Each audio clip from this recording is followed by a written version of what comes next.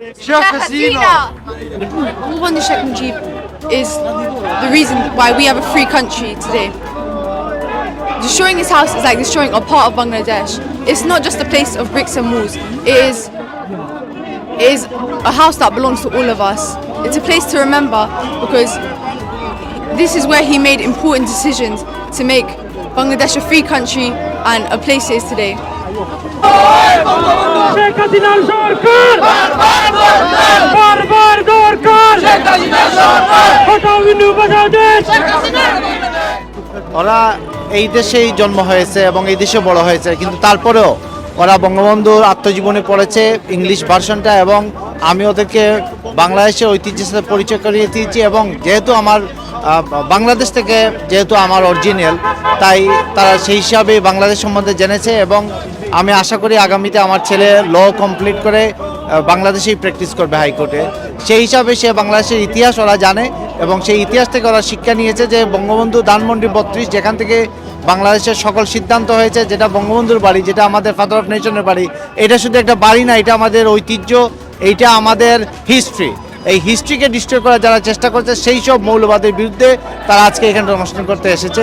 এবং আপনাদের সবাই যেহেতু তার ইন্টারভিউ নিচ্ছেন না, জন্য আপনি আপনাদের প্রতি কৃতজ্ঞ।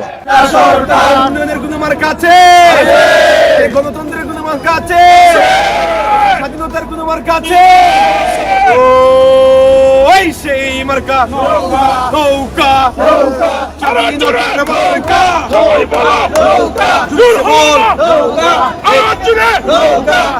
Today we're here because 32 Ronmondi, the house of Sheikh Mujibur Rahman, the father of our nation, has been demolished. And this is very detrimental to the history of Bangladesh, because this house is not just a house. It is a reminder to all of us about the oppression we face and all the negative things that occurred to us. This house is significant because of all the political decisions that happened here, especially during 1971 and since then. But this is not just about politics, this is about history. This is a reminder to all of us that we must stand up for what is right, just like he stood up for what was right for us. We, the youth of Bangladesh, we will not allow this oppression to happen any further. We will stand up for what is right to make sure that our history will be remembered. Because as much as they can try to erase our history, this house is just a physical reminder. We will still always remember in our hearts and in our soul what has happened to our country.